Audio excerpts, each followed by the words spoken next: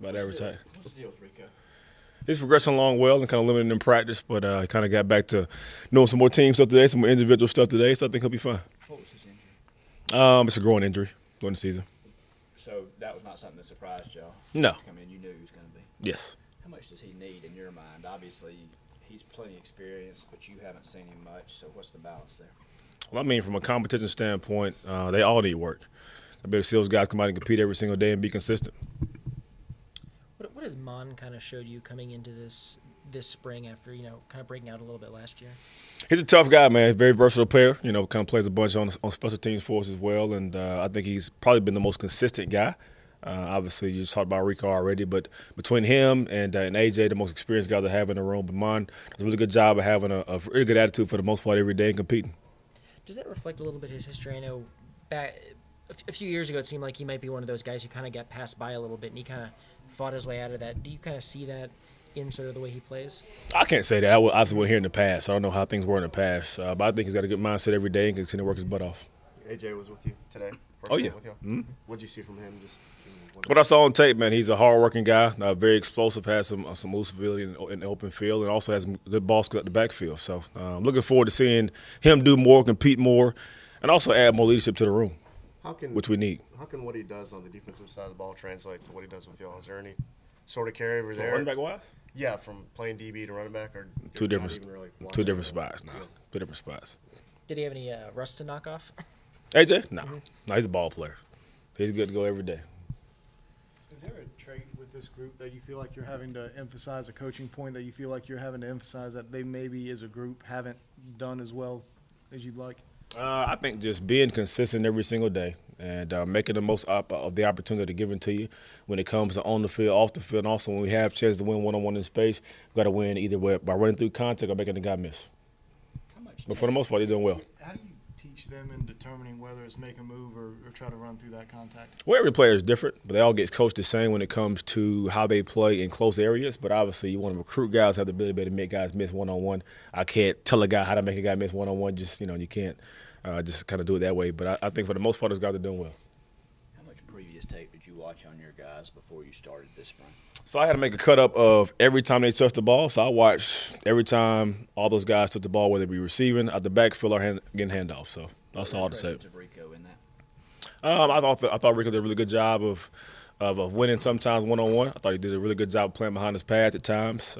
Struggled at times at the backfield from a receiving standpoint, but he's a really good all-around player. I'm assuming you took notes as you watched. So what's the thing you underlined for Rico to focus on, to work on this? This is what I want to communicate to this guy. Well, I would think him and all the guys, for the most part, it's a change in pad level. I think they all played too high at times, and which obviously affects the way you can make guys miss one-on-one, but also breaking tackles on the open field. I running through contact at the line of scrimmage by having blow-up pad level.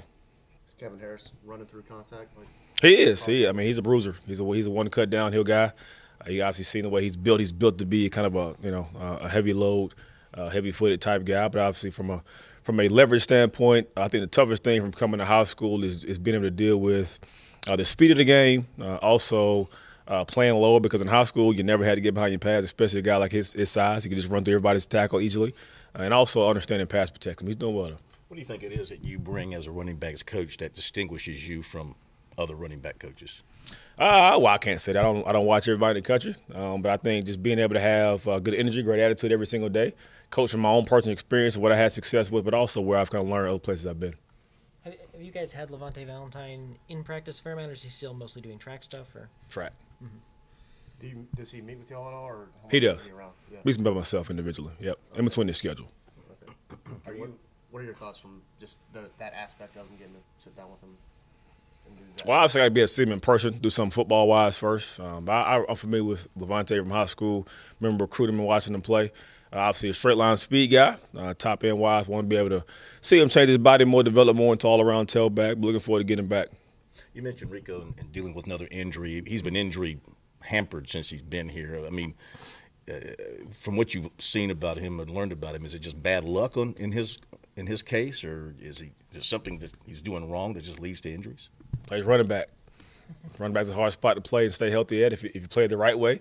Just because of the way you get tackled and kind of get folded up so much, it kind of just happens. Every guy's different. with Levante, you kind of mentioned speed back, trying to developing into a more all-around tailback. Is it challenging trying to sort of integrate just a straight speed guy into sort of a rotation, or is kind of the hope you just make him as well-rounded as you can and hope they can kind of be a little bit more interchangeable? Well, I can't say he's just going to be a straight speed guy because I haven't seen him and had my hands on him first. I'm just saying just based on what I saw from him in high school.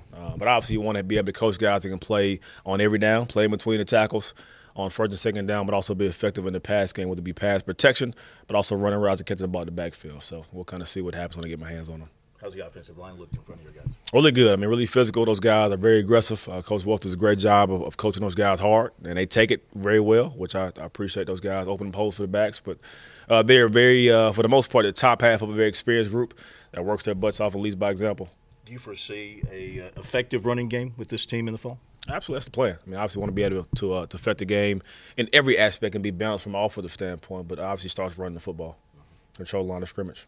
At this juncture, can guys separate themselves a little bit? Do you feel like anyone's taking a step forward, or is it still kind of a mishmash with the injuries and all that kind of stuff? Well, guys can definitely separate themselves for sure. I can't say anybody has right now. Obviously, got the more older guys who are more experienced, who know what to do and probably feel more comfortable with the flow of practice. But hopefully, as we kind of progress throughout spring, we'll have more guys separate themselves, improve, and earn playing time for the fall. Would you like to find a guy who can give you 25 carries a game? If need be, but I do believe in being able to keep guys fresh. In this league, it's hard to have one back carry the ball 25 times and stay healthy, long-term wise. So being able to have at least two guys that can split carries and maybe have a third guy to spell those guys would be helpful. In general, how important is it to have that back that maybe if a play is only blocked for a certain amount of yardage that he sort of can make a guy miss or run through a guy and get the extra yard, I guess? Yeah, I mean, that's extremely important. And obviously, just talking about this conference and the guys we play week in and week out, got to be able to create for yourself, got to be able to understand that if it's not there, then a hole there to be able to do a good job accelerating your feet full speed and playing behind your pads and creating a hole. Like I mentioned before, being able to take advantage of when we block guys up, when we give you one-on-one opportunity versus a second-level defender, corner, safety, you make that guy miss or win one-on-one most of the time. You've seen from Fenwick, Deshaun Fenwick? I mean, he's been up and down. I think he's got a lot of ability. He's obviously a bigger guy that, like I just mentioned with other guys, struggles at times with his pad level. But I think, at times he's his own worst enemy from a mental standpoint. But I think he's coming along well and getting better every day. He'll be fine. What's his best trait? I would say physicality. I mean, again, he's 226 pounds. So, I mean, he should be a guy that can play behind his pads and move the piles at the contact. How much of a running back's inability to pick up the passing game, like the pass blocking in particular, keeps him on the sideline in your mind? If you can't pick up the protection, you're not going to play. It don't matter how – if you're the best tailback with the ball in your hands, but you can't get the quarterback up right, you'll be on the sideline doing signals with me or hanging out drinking water, doing something else. So it's important. Oh, yeah. That's obviously the hardest part of playing a position because obviously most guys from the time they've been playing at 5, 6 years old, you give them a ball and tell them to run. You throw them a ball, they can catch it and run. But picking up a guy who's probably 10 to 15 pounds bigger than him, you don't do really until you get to this level. I know when I was in high school, there was no other option but hand the ball, throw it to me, or I'll be out the game doing something else. So that's probably the biggest learning curve for sure from a mental standpoint but also physically. With Kevin, you mentioned kind of a bigger, hard running back. Mm-hmm. Does that kind of physicality of a high school back translate somewhat well, or is he maybe a little better than most in how he's been able to translate high school physicality to college practice? Yeah, I think it's all individual based. I mean, every guy is different. I think just based on what I saw from his high school tape and what he's done so far, he's been very consistent. I thought in high school he did a really good job of being the physical, running through tackles, and the same thing so far at this level. What do you look for in a running back recruit? So, I mean, obviously I want guys that can play on all three downs. So guys that, like I just mentioned before, can play in between the tackles and be physical. They can break tackles, they can create for themselves, but also at the second level. Guys that can affect the game in different ways. I love guys that can return the ball, punt returners, kick returners, guys that can win one-on-one in space from a versatility standpoint when it comes to beating man coverage, who can catch the ball at the backfield, and also X-factor guys that can change the game wherever they are on the field at any given moment. You mentioned pad level a couple of times. What goes into that and getting lower, and how do you get better with pad level? Well, it's not a natural movement. So obviously, guys that are used to running can just stand straight up and just run really fast. But in a game of football, if you understand leverage and angles, you can become a much better football player. And obviously, I don't care if you're playing running back, playing receiver, playing DB, playing linebacker, O-line, D-line. Normally the guy with his better pad level normally wins that battle. Whether we're talking about run blocking, pass blocking, or running with the football. And it's lower the better? Absolutely. Obviously, you're going to be on the ground low, but yeah, from a regional standpoint, having playing with good power, having your knees bent, your butt down, chest up, eyes straight ahead, being able to go finish full speed and stay in that movement while you're playing full speed. With Rico limited early on and then AJ on defense, is that a benefit because you can just give some of the younger guys a lot more reps, or is it maybe a little bit of a hindrance because there might not be as much competition? I think it goes both ways. I think being able to give some young guys more reps. But obviously, I think the more you maximize the opportunities they have, the more you separate yourself and more opportunities you'll be given. This is not park ball where everybody gets a chance to play because they're just on the team. It's about being able to separate yourself and put yourself in a different category. So if you want to play, you got to earn that right every single day and keep earning that right every single day. Whether you're old guy or young guy, it don't matter.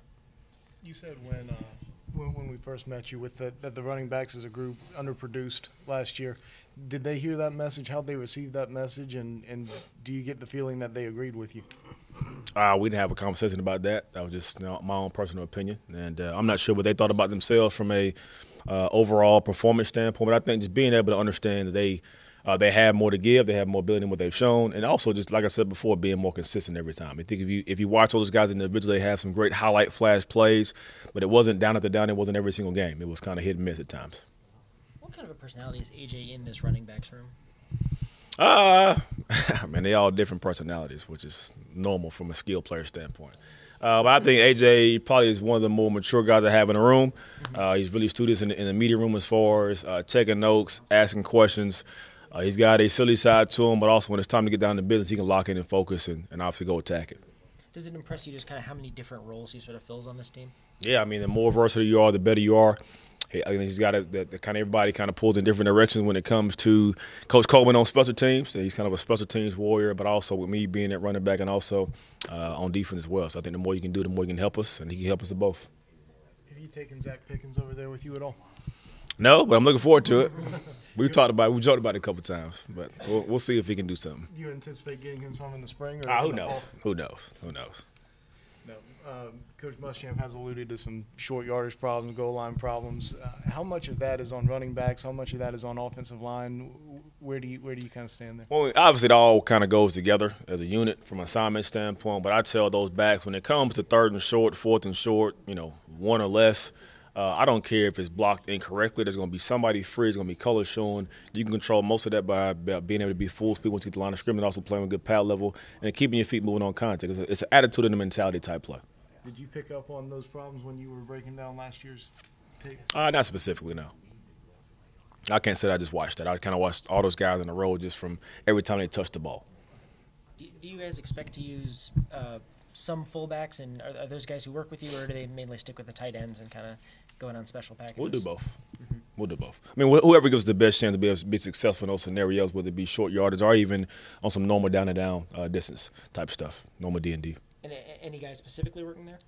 I mean, not necessarily. I mean, obviously, Species worked there last year at times. We're going to try Mon out there some, Kevin at times, Harris at the same spot. So we'll kind of see what happens.